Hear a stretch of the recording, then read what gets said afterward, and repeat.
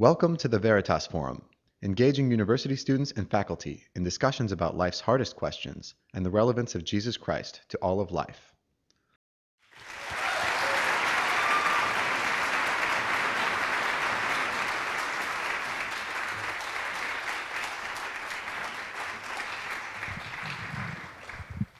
Okay, so just a quick plug. I teach Latin American politics in women and gender in developing countries and a class on social movements for graduate students. So if anything that I talk about seems interesting to you, please look for those classes next year so we can have some more engaging conversations. My guiding purpose is to engage in and encourage critical thought and reflection on the big issues related to development and progress. Indeed, to get us to question how these terms are even defined and who gets to define and promote them. So in a sense, my guiding purpose is to get people to think more critically about their guiding purposes. And in some ways, I want them to think more humbly about their purposes in life, and in other ways, I want them to think more ambitiously. And I'll explain what I mean by that by the end of the talk. So this purpose came from not a sort of coherent system of beliefs or religious faith, but it came from experience. Experience, education, and critical thought. It started with my own experience of wanting to change the world, and then slowly realizing how that desire and the way I wanted to go about doing it came out of a misunderstanding of the world around me, as well as my, albeit well-intentioned, hubris. So coming out of undergraduate school, I went to Providence College. I learned a lot about abstract concepts like inequality, racism, sexism, and I had a desire, like a lot of undergraduates I meet, to do something, right? To do something to make a difference. I volunteered for a year with a program that worked with at-risk elementary and middle school students. I went in expecting to change a handful of lives, to meet children and parents who felt grateful for my presence, and to get my feet wet in nonprofit work. After about a year, I felt jaded about how the nonprofit I was working with operated and defined success. The drive seemed to be giving the appearance of success to attract more funding. We measured success, for example, by head counts at events rather than what actually happened at those events.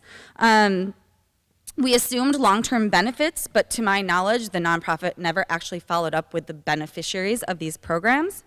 And I left feeling the sneaking suspicion that the program helped volunteers' resumes more than anything else, and I was convinced that I hadn't made a significant difference despite my good intentions. I then went to graduate school to pursue a PhD in political science, hoping to study Latin American politics and development, and then go work for a nonprofit or NGO, non-governmental organization, that dealt with issues of poverty and empowering poor women in Latin America. I was attracted to the idea of working in a developing country where poverty was even more authentic than it was in the United States. I assumed that my previous frustrating experience in the nonprofit I had worked for was a fluke, that I just needed to find the right nonprofit and I could indeed change lives. I eventually spent over 2 years in Guatemala studying non-governmental organizations, NGOs, that work with women. My experiences there and my education thereafter dramatically changed the way I thought about poverty, development, and empowerment. I was surprised to find many of the same tendencies that had frustrated me in the United States in Guatemalan NGOs, even grassroots organizations, even indigenous organizations. I also became convinced that nonprofit projects might ease suffering in the short term, and in fact, many did not even do that, but were unlikely to have long-term effects in addressing poverty and marginalization without structural changes at the governmental and intergovernmental level. So through my travels and my studies, I also saw a steady stream of voluntourists and missionaries who arrived enthusiastically to complete week, month, or year-long trips to study Spanish and quote-unquote give back.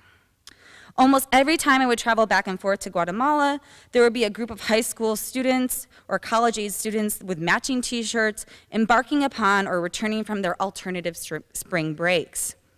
They undertook projects that would have a satisfying, tangible outcome for them, building schools or installing wells.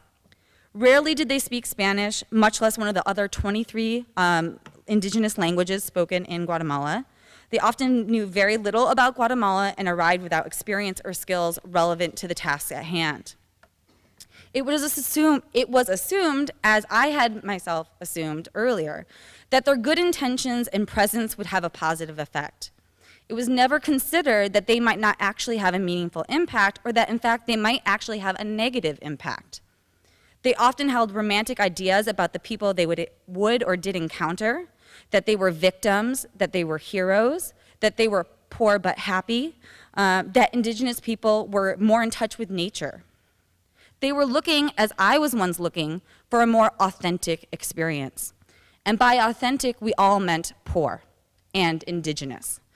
I saw numerous volunteers posing for pictures with groups of dirty children, snapping pictures of women in their traditional trajes as they would a mountain or a volcano. I didn't see any pictures being taken of men and women in business suits, even though there's many of those in Guatemala as well. I started asking myself questions. Who decides what counts as progress or development? Who gets to represent Guatemala and Guatemalans to the world via scholarly studies, stories over drinks, or Facebook posts? Who gets to cast themselves as helping, and who gets cast at risk or needy? Who decides what needs exist and what needs get prioritized? Who gets to consume another person's poverty as part of their spring break as an authentic experience? Who gets to study whom? These are all questions that I continue to grapple with in my research. Critical reflection on these questions, as well as my experiences studying both local and foreign nonprofits in Guatemala, led me to change course. I went from wanting to work for a development-oriented organization to wanting to study these organizations and find my significance in engaging in a more nuanced conversation about these important questions. And it was here that my expertise was actually relevant. I couldn't build a school, but I could do this. If the field of economics is fundamentally about money and how to efficiently allocate resources, the field of political science is fundamentally about power and how resources, material and non-material, are unevenly distributed based on power. My background in political science drives me to see power at every level, in the household, in countries, and globally, and in even seemingly selfless acts. I have also been influenced by what Cynthia Inlow, a prominent feminist, called feminist curiosity. This curiosity is based in a refusal to take for granted the current state of affairs as natural or given. Rather than taking the global distribution of power and resources as inevitable, it leads us to ask how poor countries became poor in the first place and what's keeping them that way. It leads us to ask why, after over 60 years of international aid, countless projects, and decades of volunteerism, no country in the world has been developed by projects. These types of questions should lead us to be both humbler and more ambitious in our goals. Humbler because once we become attuned to the underlying structures that affect people's daily lives, we realize that meaningful change cannot come about in a week-long trip and that good intentions are not enough.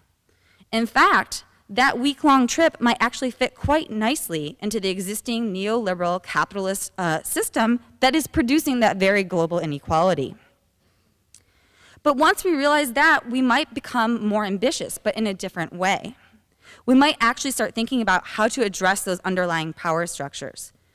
This, of course, is less comfortable. Questioning consumerist behavior and values and thinking about how to affect powerful international institutions and governments is surely not as easy or fun or as good for your Facebook profile picture than volunteering for a week, but is the only way to really affect change.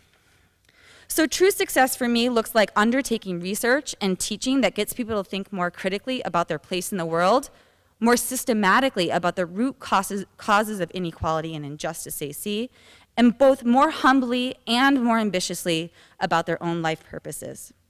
I pursue this goal in a number of ways. Through my research and writing, I hope to get other academics, practitioners, and students to think more critically about what they take for granted. Through my teaching, I try to educate students about developing countries and gender inequality and the history of these things. This often entails tracing the historical roots of inequality in order to demonstrate the ways that structural realities are created and maintained, rather than arising inevitably. Doing so, I hope, serves as a call to action. If structural realities are created and maintained, they can also be changed, just not by one person and not over spring break. Thank you.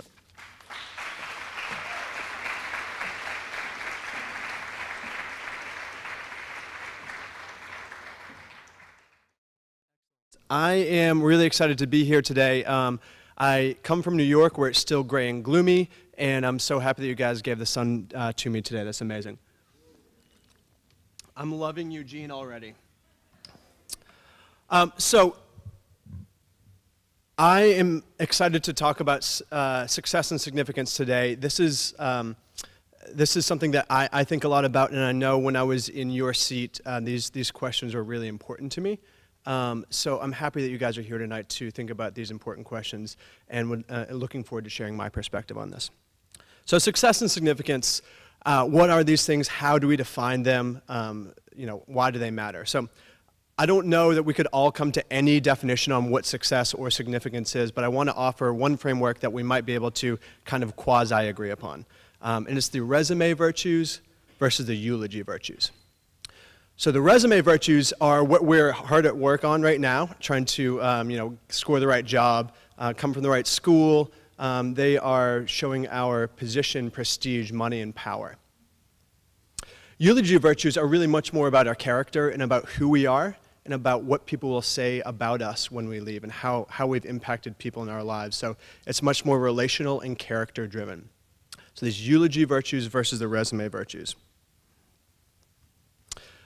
So when it comes to success and significance, our approach is much different than our parents' approach was. So our parents kind of thought about success then significance as a sequential thing. First you go out in the world, you be successful, i.e. you make a lot of money, grow kind of power and influence within your sphere, and then once you get a little bit older, you can kind of kick back, play some golf, and give some money to charity and go to galas, right? So it's the success then significance paradigm. And we, ourselves, I feel like our generation is very much more geared towards the success and significance.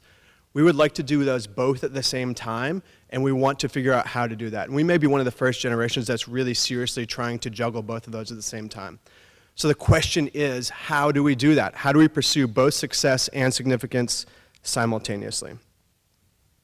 So this is the answer that we've been given primarily, right?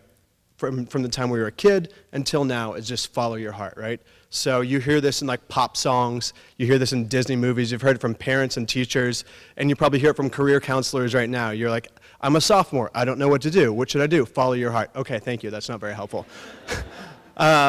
So follow your heart. It's a very vague kind of ideal, and it's I think flawed in a number of different ways, but one that I want to point out today is it assumes that our heart is good. It assumes that within us is this kind of golden statue, and if we're just true to ourselves and we just pull it out and we just follow that golden statue, then our life will be meaningful and it will matter, right? That's the promise of following your heart. I think that if I look at my own heart, I can't say that that's true about myself. I do think that there are some virtuous and good and noble things in my own heart, but I also see greed and influence and power and money as also both mingled in there. So to say follow your heart, for me, doesn't feel right. And I think if we question ourselves, I think that we may also agree. But don't trust me on this. This brilliant man, David Foster Wallace, I think says it better than I do. He says, everything in my own immediate experience supports the deep belief that I am the absolute center of the universe, the realest, most vivid and important person in existence. We rarely talk about this sort of natural, basic self-centeredness because it's so socially repulsive. But it's pretty much the same for all of us. Deep down, it's our default setting, hardwired into our boards at birth. And if you think about this, I think this bears a lot of truth. So you can think about this from the time you were a kid and there were plenty of toys around in the playpen, but you had to fight over that one toy with that one person because that's the toy that you had to have because they had it, right? And this kind of takes a more subtle version as we get a little bit older and we get a little bit more nuanced. Instead of fighting over toys in the nursery, now we're kind of trying to create this image of ourselves that we're projecting to the world that I like to call brand me. So brand me is a narrative that we tell the world whereby we are kind of the central actor in a play and everybody else is the supporting actor. And the narrative arc goes like this. I am sexy, successful, and significant, and aren't I worth looking at? Aren't I so important? We do this in very subtle ways and a little bit more overt ways through social media and in our interactions with people. So I spend most of my time in the social sector. I spend most of my time working with people that are really smart, doing really great stuff, and a lot of them are friends. But what I see is this brand me carries very strongly even into the social sector world. So even when good is being done, there's still this pursuit of self-centeredness. This default setting seems to be so pervasive even when you're doing good. So for my friends, it's about giving the TED Talk, about the best-selling book, and about being on covers of magazines, right? That's what they are hanging on to for success. And it kind of takes on a competing role of serving self and serving others, and those two are at tension with each other. So kind of a big example of this was a couple years ago. Greg Mortensen wrote a book, 3 Cups of Tea, which is a kind of a big embellishment of his story in order to kind of build his brand a lot bigger and better and make his organization that much more successful. And I swear we did not plan this beforehand, but you can see it also in less insidious ways, kind of in more subtle ways, in one of my favorite publications, The Onion. So this is one of my favorite Onion headlines. 6-day visit to rural African village completely changes woman's Facebook profile. So this happens kind of at big levels, and it happens at small levels, but it doesn't go to big without being small first. It doesn't really matter what type of work you end up doing after you leave here. This struggle of success and significance will be with you. So it doesn't matter if you're drilling for oil in the Gulf of Mexico. It doesn't matter if you're bundling up mortgages and selling them on Wall Street. It doesn't matter if you are working in education in Cambodia. This default setting of self-centeredness will be there with you. So the challenge of our generation is how do we deal with this struggle? What do we do with this? I can tell you from my own experience, it's a huge struggle. So I think that there are basically 2 approaches that have been laid out for how we deal with this tension between self-service and serving others. The first is the approach of self-improvement. This approach says I have to recognize these kind of competing views, and I need to work harder to be better at kind of overcoming and conquering this self-centeredness within me. It's working kind of within the default settings to try to work harder to be better. And this may take the form of being more mindful. It may take the form of being just more rigorous. It may take the form of kind of religion even. So all of these things are kind of the first paradigm of self-improvement, which is I can work harder and be better and conquer this self-centeredness, this default setting. I think the question I have, though, if we are the source of this problem, can we be the source of the solution? Einstein says we cannot solve our problems with the same thinking we used when we created them. We cannot solve our problems with the same thinking we used when we created them. So that's self-improvement. Another option in the kind of Christian perspective would offer an alternative narrative, an alternative approach, which is self-renewal. It acknowledges that we could never work hard enough to break this default setting, to switch this default setting, but that we must push the reset button, that we must reach to something beyond us to be transformed within us. We must reach to something outside of us in order for us to move past ourselves. So Christianity offers a narrative that kind of falls in line with this. Creation, fall, redemption. Creation, in the beginning, things were good. Man was in right relationship with God, and that was the best position for humanity to flourish.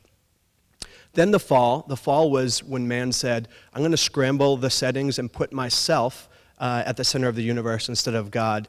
The outcome of that has been brokenness, kind of both internally and chaos externally. And then redemption. Redemption, just a few weekends ago, we celebrated Easter, which marks the death and resurrection of Christ. And this is a moment in history whereby we are invited as human beings to push this reset button and to get back in right relationship with God through connection, through relationship with God. So the Christian narrative takes seriously both the virtues that are within us. In the beginning, things were good, and the brokenness that's within us, this fall, right? And it gives us a framework by which to struggle through this tension between success and significance, between self-centeredness and other-centeredness, between resume virtues and eulogy virtues. But it invites us to hit this reset button. So the person of Christ offers us a good guide point. He stands as both prototype and catalyst for this reset. So prototype, throughout his entire public life, Christ was living in, obviously, first century Palestine, and the Jews were at that point in time being under the rule of the Romans and were being oppressed by the Romans.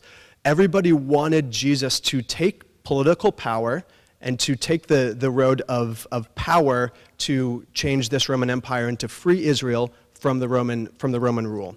He, at every chance, rejected personal power in offer of personal service. So he rejected self-centeredness in favor of other-centeredness. And he invites us to do that as well in the Sermon on the Mount, which invites us to be serving others rather than serving self. But the Sermon on the Mount is not just a moralistic teaching that says, kind of gives these new morals into the world. These morals, without being connected to God, are empty. So all of this Sermon on the Mount is really based on an idea of being submitted to God. And so in really admitting that we can't do enough, that we have to hit the reset button and, in connection with God, move forward. His words are, unless a grain of wheat falls to the earth and dies, it remains alone, but if it dies, it bears much fruit. I love this verse, or this quote, when I'm thinking about this thought, because I think about my self-centered world and how small it is when it's just about me. But the act of dying and saying I can't do enough to be good enough is about it falling into the ground, and that renewal in connection with God allows a tree to grow and the impact to be much broader than it could have been with me as just this one seed.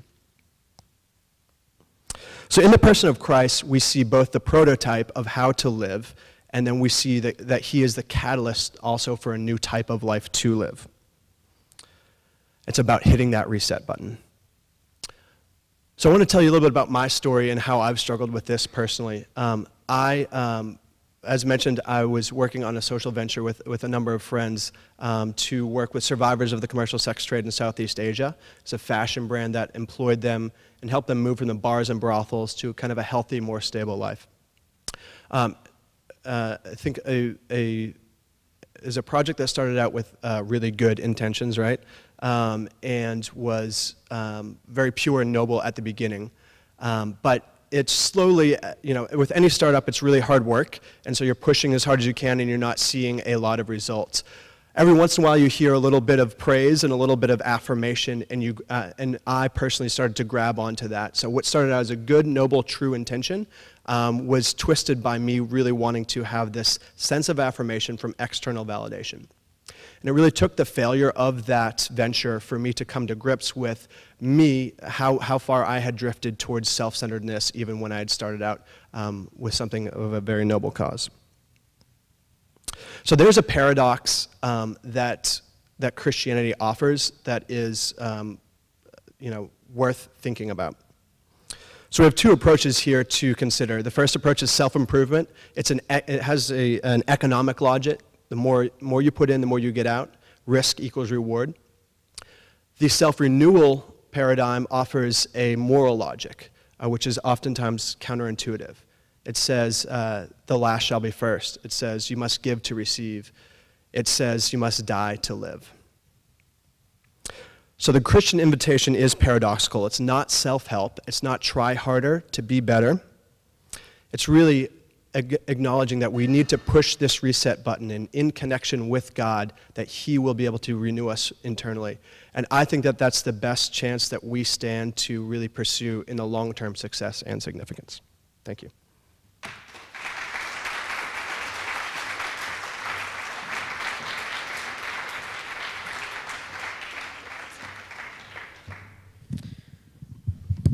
Thank you very much, Kyle, and I'd like to invite Dr. Beck up again. We're going to transition to a time of discussion, moderated discussion for about 20 minutes or so, and then I'll ask any students here or any faculty members if they'd like to ask questions of our presenters. So the first question that I have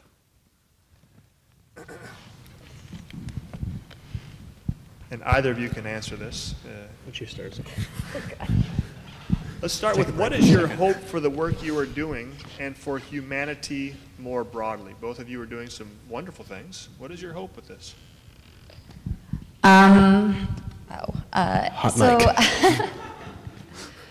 Well, I think I touched on this a little bit in my talk, is that my hope is to get people to think a little bit more critically and not assume that just because they go in with good intentions that will automatically produce good outcomes, and really think critically about who gets to decide what's good for people and what should be valued. And so I had a student come into my office yesterday who's a very bright student, and she wants to go to Guatemala to do some work there. And she's one of the good ones in the sense that she's like, I know it's super problematic, you know, this idea that I just have expertise that everyone else needs.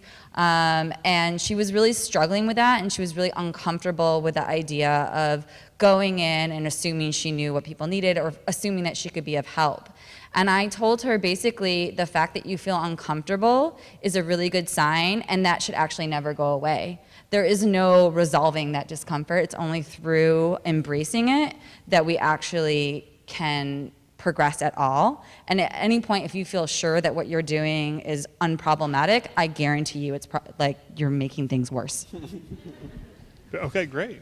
Yeah, I mean, I think I really resonate with a lot of that. I think it's really super insightful, and the work that you're doing in this is just really important. I think the only thing I would have to say to add to that, specifically kind of on the career side of things, is I'm really interested in breaking down these silos of either doing good or making money. The idea that that impact can only happen in a certain sector that has a certain tax status, and everything that is done in another sector is kind of evil and not worth doing. So I'm really interested in thinking about how the blending of these two sectors could be really interesting, and how harnessing the power of profit and purpose could be pretty impactful for our generation.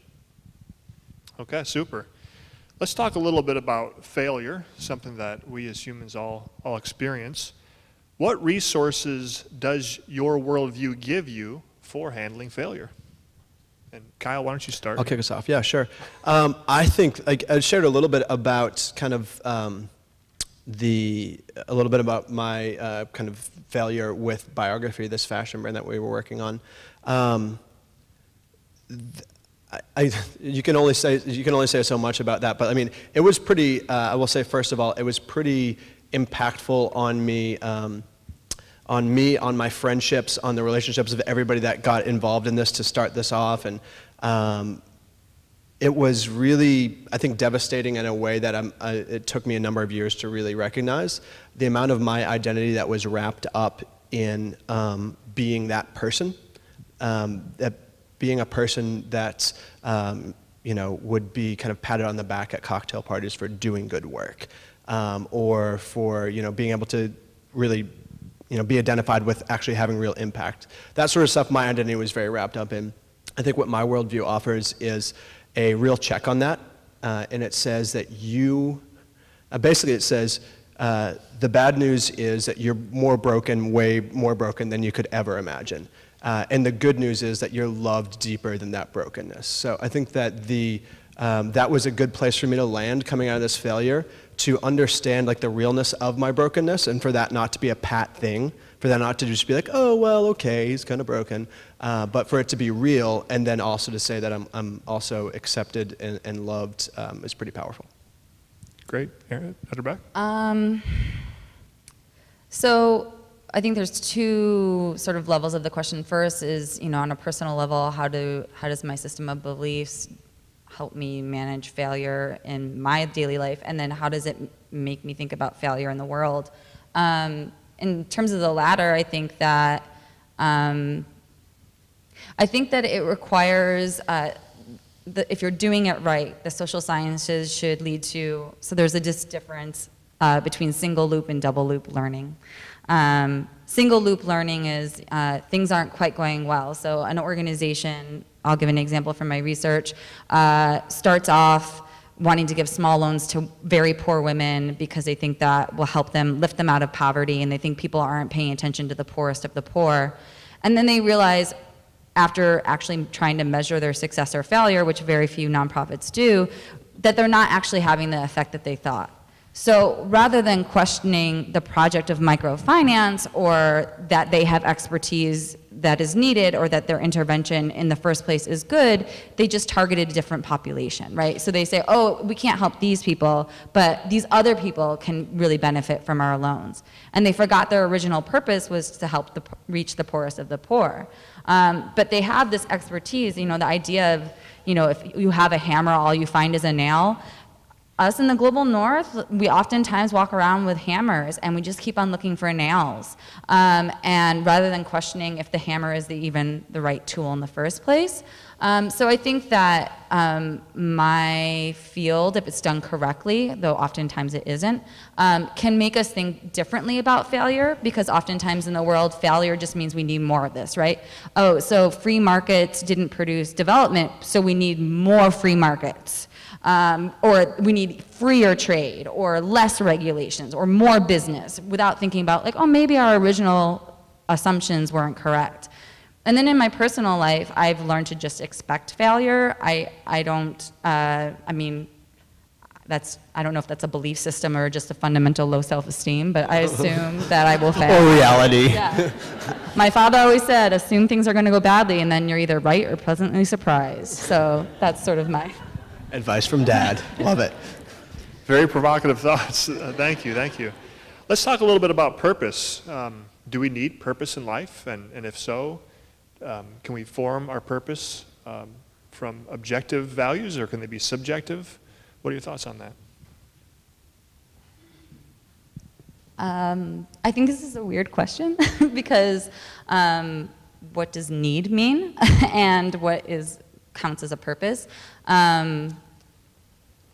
So I've asked women in Guatemala, like, what is your dream for the future? If you think about purpose as being something, future oriented, there's dreams, and they're like, I hope my kids, have a better life than I do. There's no sense, I've never heard a Guatemalan woman say to me, I really want to make a difference in the world. Because that's to think about. That's still a purpose though, right? For our kids to have a better life? Is that not a purpose? Yeah, no, it is, but I just think that that's what I'm saying, is that our purposes are context dependent, and they're dependent on our own life experiences and our own sort of visions for what we think is possible. And so I think that in our lives, especially those of us who are privileged in the United States, and not all of us are privileged in the United States, this idea that our purpose could be so big comes from our experience where we're told we're really important. And so I think that needs to be every once in a while checked. And so, yeah, I think a purpose is important. It's probably better to have one than not, but I also think sometimes it's really important for your purpose to be challenged and for you to face the privilege that comes with having a really big purpose, because it means that you've been told that you're really special and important your whole life.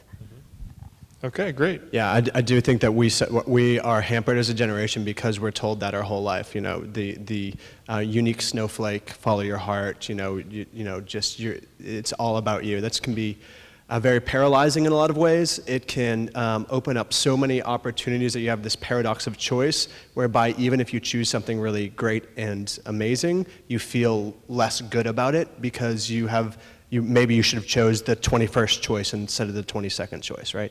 I will say that I totally agree in the sense that that purpose is it's not always about like changing the world, and I think we are in a position to be thinking about stuff higher up Maslow's hierarchy of needs, and that's overall I think not a bad thing, but it definitely is a weird thing. It's a unique thing in human history. Even our parents' generation, like my parents, we kind of grew up in poverty and were able to kind of make it to the middle class by the time I was in high school. But their purpose was just to literally get food on the table and get us, get us raised and educated. So I will say, when I think about purpose, my one actual thought on this, when I think about purpose, I think it should be much less about what we do. I think I have a lot of conversations where people are asking me, should I do this, should I do that? And it's college students and it's fifth-year associates at big law firms in New York City, all trying to figure out what they should do. I think I'm really more interested in who am I becoming, right? That would be the question that I would be asking around purpose, and not on what particularly will I be doing from 9 to 5 or from 9 to 8 or 12, whatever it is. I'd consider a lot more about who we're becoming rather than what we're doing. Super great, okay. I think you've touched on this next question here and there, but I'm going to ask it anyway. What insight has your professional work and personal experience lent to answering the question, how do we live the good life? So I think for me, I think a lot of people in general, and not just young people, look to some external authority to answer that question. So if you're religious, you think about what would God want or what does God want. A lot of people, approach me and say, well, which charity should I donate to? Or what should I do over spring break then? Or how can I make a difference? And I think they're basically, they're not trying to replace God with me, though that would be a really great option. But no, but this idea that the answer comes from without and not from within and from the struggle. And honestly, this idea about it being something that that there's a right answer to, I think is sometimes really problematic. So for me, being an academic and somebody who really thinks knowledge is really important and critical reflection is really important, I think there can be something really powerful about that feminist curiosity, questioning the way things are, and you don't need an external authority for that. You can do that through your own thought process, through your own experience, as long as you're open to admitting that you've made mistakes and that you failed and that you're wrong and that what you assume to be true is actually not true, or what you take for granted doesn't have to be that way. And for me, I don't need someone to give me permission to do that or somebody to tell me what I should be striving for. It's something that I wrestle with every day, and it's the wrestling that I guess is the purpose, I guess. Yeah. I think that's like most of my friends would probably say that, give that exact same answer. Like that's generally kind of what my peer group, I think, is the answer to this question is. I think I find that problematic in the sense that what that means is that, on two fronts. One front is the all-important power of just being skeptical. If we just be skeptical or critical, that is a unifying kind of belief in and of itself. That to believe in something objectively is seen as very passé. It's seen as very old school and seen as very traditional. And to only to question that and to criticize that and to be skeptical of that is what thoughtful people do. I'm an incredibly questioning, incredibly curious person. I do a lot of questioning myself. I don't think there's anything wrong with doing some questioning and doing some real exploration and landing on something that you believe to be true. So that's one. And then the second is whenever we are the arbiter, or whenever we are kind of the center of our good life and crafting our good life, it's kind of putting a lot of weight on us and putting us at the center of the universe. And it can be counterintuitively a little bit hubristic to say that we have all the answers in the world. So I think it's problematic on those two levels. Thank you. We've touched on religion here and there throughout the conversation tonight. Let me ask an overt question about this, and Kyle, we'll start with you. Okay. Many in the community here, the U of L community, feel that religion not only is unnecessary for success and significance, but it hinders progress, and it's harmful to the world. And think of examples from hundreds of years ago, the Crusades, or a modern example, the Islamic State. You disagree with this. Why? Yeah, there's so much to be, we only have a little time to answer that question. I first want to start off by saying I apologize. I am sorry on behalf of every Christian that you've ever seen on TV, every person that you've ever been slighted by in the name of Christ. That is inexcusable and wrong. There is no question of that. The marginalization of so many groups in the name of Christ is inexcusable and needs to be acknowledged again and again and again. So I just want to be a person that is acknowledging that. I think secondly, I don't really know. I've struggled with how to answer this with my friends for like the last 15 years, and I don't really know if there is a good answer to this question. I will say that it is very possible to be a very intelligent, thinking person that takes this stuff seriously. I think it is, my personal experience has been that it has allowed, this relationship with God has allowed me to be a person that is more in line with the type of world that you want to see. I don't know if that's evidence enough for that to matter, because I have a lot of friends that aren't believers that are doing a lot of great stuff too. But I will say that, yeah, it's right to be criticized, and it should also be considered. I mean, the whole ethos by which we're judging what is good and what is not good is generally birthed out of Christianity. Like the first orphanages ever created were Christian. Any of the education system all started Christian. Like they have done good stuff in the world. We point to the Inquisition and we point to a couple other things. The civil rights movement led by Christians, right? So I want to say that it's a complex answer. Personally, it's mattered to me. We have done some good in the world. Thank you, Kyle. And now, Dr. Beck, many in the UO community feel religion is imperative for success and significance, and you disagree with that. Why? So I think of religion as it's a system of beliefs, more or less cohesive, more or less coherent system of beliefs. If that's the case, there's lots of systems of beliefs out there, feminism, socialism. So to me, saying, can you have success or significance without religion is like saying, can you eat fruit if you don't have oranges? It just doesn't make sense. I think you can have a system of beliefs that's honed over time through critical thought and experience that doesn't rely on a faith in God that can lead to success and significance. And I think that there's a lot of people who act on faith for both good and bad things, right? So feminism has been used to treat third world women in really problematic ways, so it's not unproblematic. It can be used as a tool. The invisible hand, that's a made up thing. You know, so, and people still act on faith in the visible hand, sometimes for good, but mostly for bad. So I think that if you just think about these things as systems of beliefs, you understand that you can have a system of beliefs even if you don't believe in God. Okay, all right.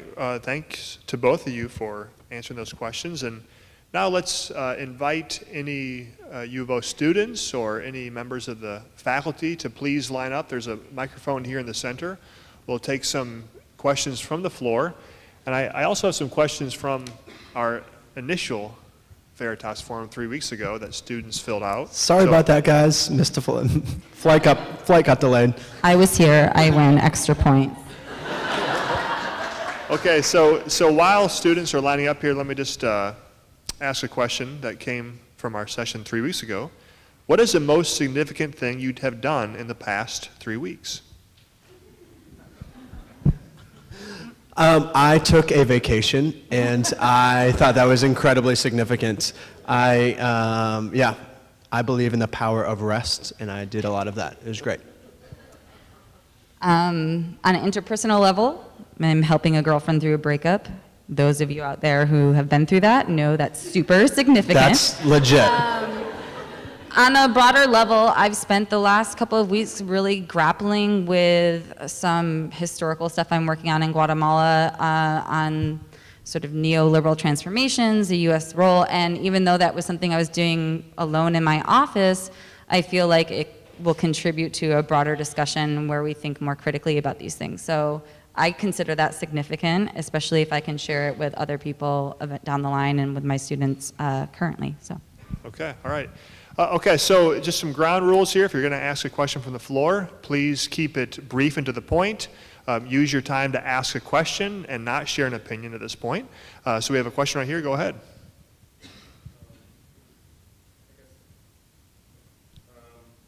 You asked the question, how does your worldview handle failure? My question to that is, how do each of your worldviews define good? How do each of your worldviews define good? Failure. Oh. How is failure defined in each of our worldviews? Good question. Go ahead. So I think that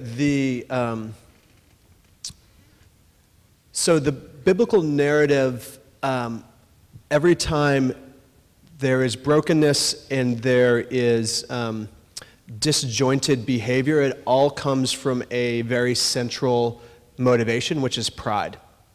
So if you're familiar with the story of the Garden of Eden, there was this idea that we could be like God. We could be like God.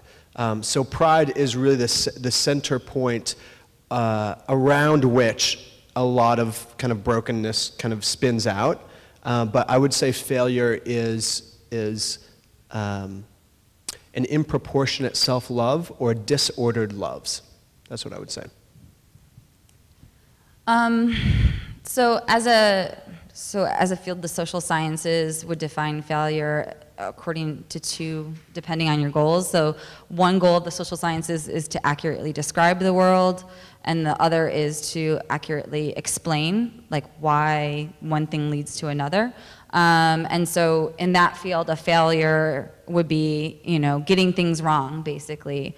More broadly, when I think about failure, I kind of reject the idea of success and failure. In my work, I'm very reticent to accept binaries like that. And I'll give you an example. So one of the NGOs I study has certain intended goals, right? The intended goal to raise women's incomes.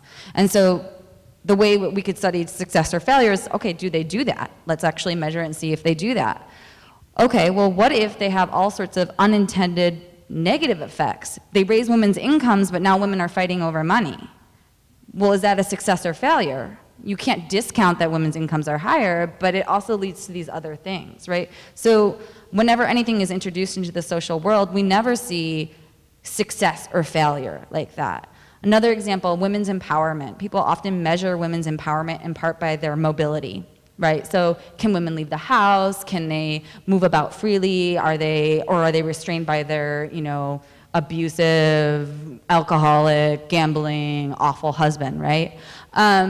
And then you look at NGOs that are said to be successful because they get women out of the house, they give them a legitimate sphere that they can participate in, interact with other women. The husbands can't really say anything because they're getting loans or money or other goods. And so you're expanding their mobility, right? Success, great. Except that those same NGOs say, if you show up late, we're gonna fine you. Or if you don't come to all of our meetings, you won't get a loan the next time. Or if you leave early, we're gonna give you the evil eye. So in other ways, they're restricting their mobility, just in different spheres. So how do you judge that? Is that success or failure? Is that, a positive or negative outcome?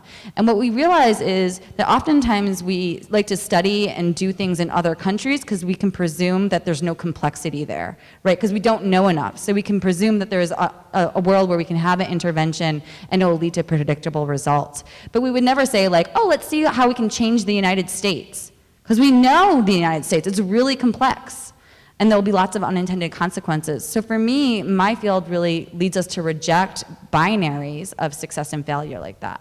So would you fully reject the idea of a binary? It depends on the binary. Fully reject is a binary, by the way. Exactly. Another question from the floor, go ahead.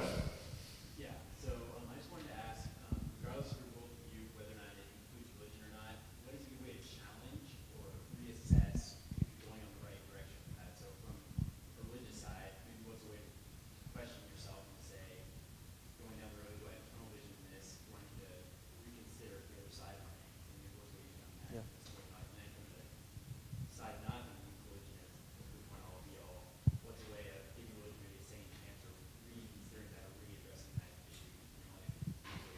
Wait, so I don't think I understood the first part of the question, because I thought you were going down one road, but then I think you switched to another road. So basically, just regardless of what your worldview is, what's a way to challenge or reassess why you believe what you do, to avoid tunnel vision, and just stick with that? Yeah, okay, great. Okay, thank Repeat you. the question, Kyle. Yeah. So I think I guess the Christian framework allows you to do this in two ways, and it's a horizontal and a vertical assessment of where should I be, am I thinking rightly about any given topic or about who I am or the framework in general, right? And so the vertical is that connection with God, and so the ability of the conviction within us from that connection to keep us on a certain path or to push us away from a certain path. And the other one, which is equally as important, is community. The power of community cannot be overstated. The power of having people that know you very deeply and can speak truth into your life is incredibly important. And I would say from any framework that you come from, like that's a really important thing. So I'm not sure if the question was, how do I question my worldview, like maybe give religion a second chance, or if how I reevaluate where I'm going. But I'll go with the latter because it's less contentious, maybe. It's based on engaging with other people who study these things. It's so I think there's something to, and I don't want to paint with a broad brush, but the basis of religion in my understanding of it is that there is this idea of there is a truth, right? There is a one true God, there is some truth out there, and that we just need to access it. Through internal struggle and through external seeking.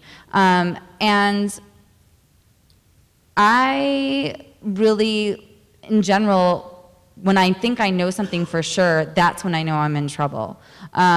So I feel like this constant questioning is always happening for me, so there's no process by which I have like a clear, or I stop and reset. I'm never settled. And that's not a very comfortable place to be, but I think it's a more honest place to be for me. But it seems like your perspective is the only constant is always questioning. So that is a framework in and of itself. That is a point that you have arrived at in and of itself, right? To say that I will never, or I will unlikely to be moved from a point of only questioning. Yeah, to arrive at any sort of truth. It's but through science, empirical observation. But science would say there is truth, would it not? If you think the social world behaves like rocks, yes. Okay, but in the social sciences, sciences, it doesn't. People saying change. Social sciences, yeah, people saying. change. Fair. People reflect. That's fair. Reflect. There's change. Next question, please. Look, great discussion. Great discussion. Next question.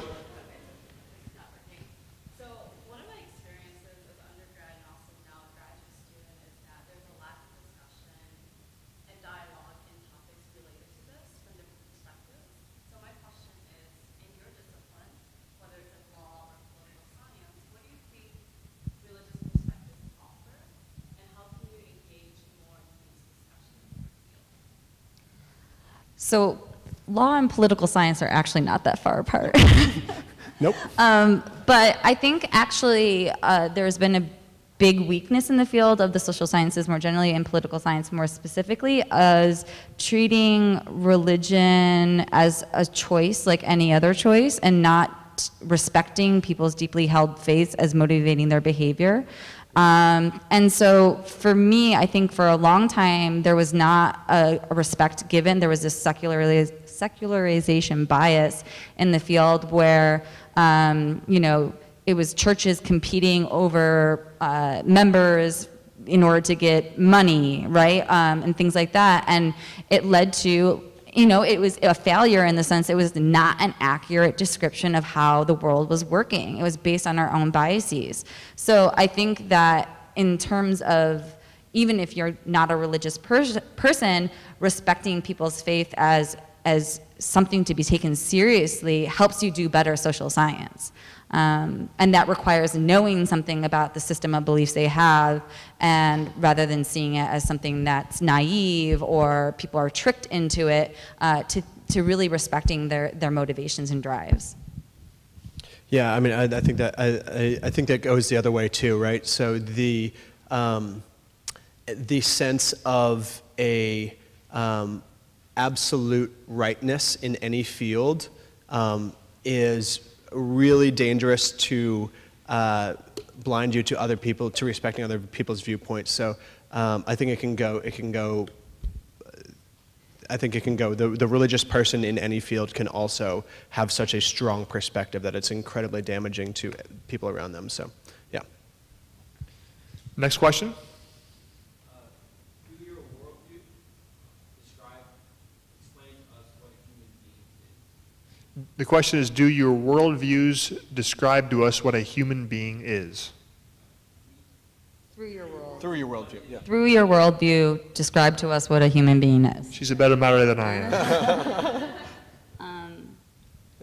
am. I would say that there is a distinction between, through the Christian perspective, there is humanity is a part of creation, and it has its own special status. And I would say that the Christian perspective historically would say that that means it's endowed with a soul and a will, which is different than the rest of kind of creation. So I think that that would be the description of a human. It would be a kind of living person, a living thing.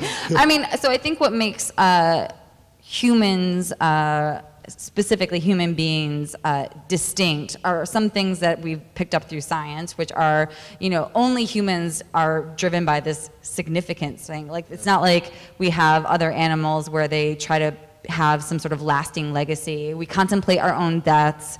We have metacognition. So these are traits that we have, and so let's flex those muscles. But I don't think in terms of, I think we're important because we're the most powerful, but that's an artifact of evolution. And it's also an artifact of us thinking that we're important, right? Yeah. Next question, please. Okay, so in the discussion, you essentially, there was words used to describe justice and injustice, right and wrong, respect and disrespect. So essentially, my question is, what in your worldview determines that? And essentially, is it objective or subjective?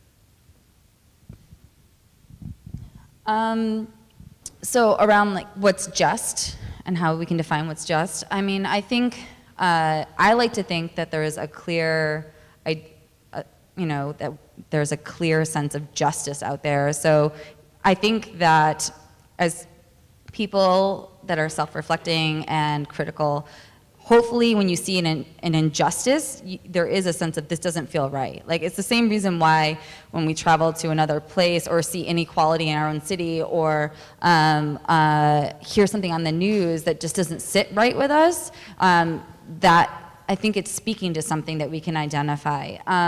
I think too often we take injustices as too big to change or as inevitable, right? It's inevitable that there's going to be inequality. It's inevitable that there's going to be discrimination, rather than seeing these as active products of things that were actively produced, right? Developing countries didn't just become poor. They were made poor, and that's why it's unjust, right? So I would say that instead of me being the guide for what's just and unjust, like what sits well with me and what doesn't sit well with me, I think the Christian perspective would say that there is something with the theologians and the old school legal folks would call the natural law, which is a set of principles that are universal to humanity. And as we push against those, it's at our detriment.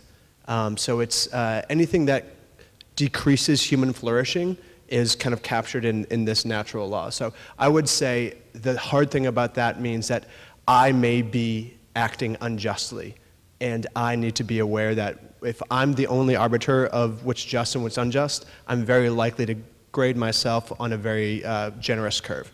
To be clear, I'm not saying that I am a personal arbiter of what is just, or I think We any all are, though, individuals are. No, I don't think. I think that you can talk about these things as there are certain things that are unjust and are unjust everywhere, no matter who's looking at it. Why? And you don't need religion for that. I agree, but why? Why are they unjust? Well, I mean, there's philosophers who talk about the veil of ignorance. You don't need God for a veil of ignorance, right? So you can think through these things about ethics and justice without resorting to religion. There's, feminists who have talked about, that what's just is that everyone has the capability to live a fully human life. And they rely on lots of strains of thought to come up with this idea of what a fully human life is. And some of it is drawing on religious texts, but a lot of it is not. And so I think that this idea, I'm not trying to say that, everything is totally subjective, that we can come up with some universal values, but we don't necessarily need a God for that. Let me take a question from 3 weeks ago here. This is about sex trafficking and human slavery. This has become an increasingly discussed issue. Some countries have legalized prostitution, the rationale being that making it illegal would deprive women of work. Comment on this. Hey, just jumping into the easy questions. Yep. Here we go. I honestly, this isn't my area of scholarship. What I'm going to give to you is an answer from a popular level of study. So that's what this is, and just giving acknowledgement on that. I get that, and I hear that. I've spent a lot of time working with these women and sat down face to face with them and have heard their stories, and nobody wants to go into this. They only it is very much an economically driven decision. I will say that I think it's a creative solution to try to think about liberalizing laws to allow for this as a means of work. I do think that there's some really problematic moral questions with that the giving of one's body for pay should ever be considered a moral thing is I think really hard for me to swallow, and probably hard. Don't tell migrant labor that. And then also, I think the stats I've seen is it actually doesn't. What it does is creates a tip of the iceberg of legal prostitution, and creates a below the iceberg funnel for a lot of human trafficking. So that's what I've noticed. I don't know. So how you answer this question depends on how you see prostitution and how you see sex trafficking and their links. So a lot of people who talk about legalization of sex work assume that sex trafficking is driven by a demand for prostitutes, right, or sex workers. There's a whole other school of thought, and if you're interested in this, you can take my Women in Developing Countries class. Take her class. It sounds amazing. There's a whole other school of thought that sees sex trafficking as not distinct from other forms of labor trafficking. And oftentimes these things slip one into the other. And if you look at the history of how sex trafficking became an international issue that we all care about, it was a very deliberate decision on the part of US policymakers to say that sex trafficking is different than other migrant trafficking. But in reality, those two are often linked. So many people say that instead of looking at sex trafficking as its own thing that we can get up in arms about, especially because of the morality we have around sex and sex work, we should see it as labor migration gone wrong. So the solution is not about legalizing prostitution or not legalizing it, it's about changing our migration laws. Okay, all right, so we're getting close on time. There's 2 more questions on the floor. We'll take those, and that'll be it. Go ahead. All right, so I have a question for each of you, just more personalized that I kind of got from our conversation. So this is for you, Erin. Talking about people that are hammering nails. What do you recommend for people that are like that to kind of, help change or help improve? You're trying to help someone, but you might be doing it in a way that you feel like is the way that would best help you. And so, you're trying to help them the way that you would best be helped, but you don't really understand, that's not the way that they need to be helped. How would you recommend, going about that? Maybe asking some more questions or something. Also, a question for you. So you said you were struggling with relying on validation, especially when you're doing this working with the clothing company. How did you kind of overcome that? And what were some of the things that you did to overcome that struggle? That's a great question. How do you stop being a hammer? Oh, so I think one way of going about this is thinking about what expertise and skills you have and where that would be the most effective, and oftentimes that's not in places that you necessarily want, right? So you guys are citizens of the United States, so your government supposedly is accountable to you. You go to another country and the government is supposedly accountable to those people, and that's not always the case. So while the idea of going to another country to help other people seems really great, those people, a lot of their lives, daily lives are affected, and their future possibilities are affected by US policies. So if you have a hammer and there's nails here in the US, policymakers run for office, lobby, form a social movement here or join one, you're going to have more impact there and a longer term impact than necessarily going and building another school in a country that you don't vote in, or working for a nonprofit that doesn't get elected by the people it serves. So I guess one thing to be thinking about is, rather than saying, but I want that face-to-face interaction with that poor person and so I can feel good, is why do you want that? Do you think it's because you actually can make that the most impact by having that interaction, or does it just feel better? Yeah, I think that leads right into kind of my point of like kind of being this younger, naive, kind of 20-something trying to go, to Southeast Asia to do this work. What was the whole point that I was saying is it was really mixed motivations on what I realized in the back end was very mixed motivations. How do I wrestle with that? This is just something I do day to day. Like, it continues to happen in my life right now. Final question from the floor. Yeah, I hope that everybody here tonight will think quite a bit in the coming days about the things particularly that we've heard from Professor Beck about the role of the structures of international capitalism, and the things we've heard from Dr. Westaway about flaws in the egotism of human nature, and that you'll think about what these two may have to do with each other. There are a lot of different ways of relating them. What I would like to kind of help, because I feel that each of you has been addressing some things that the other hasn't had as high on the agenda, is to hear Dr. Westaway talk about what are the, what you think in regard to the structures of international capitalism and possible defects there, and how you see them as related to the flaws in human nature that you're concerned with. And to hear Professor Beck talk about what we are conscious of in our own individual inner selves as problems, and how you see them as related to the systemic problems we've heard so much from you about. This is an amazing wrap-up question. It's a great question. Were you planted? I think you were planted. If I was planted, it was by divine providence. Fair enough, fair enough. Not by anybody. Fair enough. Okay, I really appreciate that question. I think my short answer to that would be international capitalism as we kind of see it, hyper-capitalism that exists kind of current day, is a very narrow understanding of value creation.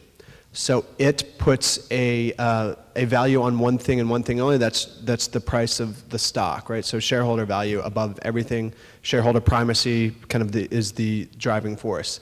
I think it's a very narrow-minded view of what the market can bring, and I think that's the reason why it's driven that way, is because we are prideful and we are full of greed and we desire more for us and don't care to think about the impact that creates otherwise. Yeah, very similar. I think the neoliberal system we're in right now, let's be honest, it's not a free market, it's a market for corporations. Capital can move freely between countries without any restrictions, but people cannot. That gives corporations much more power than people. So I think there's a systemic thing there, but I think also in terms of a value system, it celebrates, this idea of like greed is good and everyone acting out of their own self-interest will lead to these really beneficial things. And I think that that's very much connected with this very self-centered, individualistic drive. And I think that, we have this funny situation where we have the same politicians that are pursuing these types of economic policies, bemoaning the loss of community and civic pride and things like that, and without seeing them as two sides of the same coin. So I think they're very connected. Okay, let's wrap up here. Each of you give us one final thought. Just a random thought That you'd like us to take away this evening. I guess my final thought would be that these types of conversations are really important and they can happen without being something that is contentious and leads to further entrenchment of uninformed beliefs. And I think that you should hopefully continue to have these conversations long after this forum is over. Yeah, and I think that's what the university experience is supposed to be about. And so continue to have those conversations and take her class.